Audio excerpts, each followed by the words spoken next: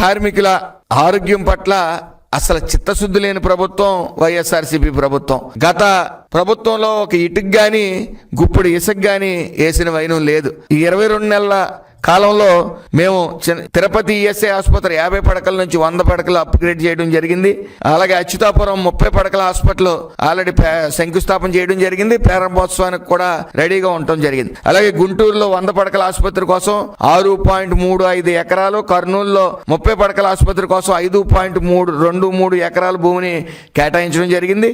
అలాగే శ్రీ సిటీ తిరుపతిలో 30 పడకల ఆసుపత్రి ఏపీఐఏసీ ద్వారా భూమిని గుర్తించడం జరిగింది.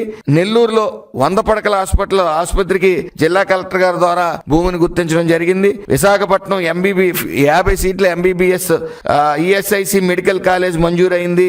ఇది 100 పడకల శీలానగర్ ఈఎస్ఐసి ఆసుపత్రికి అనుబంధంగా ఉంటుంది.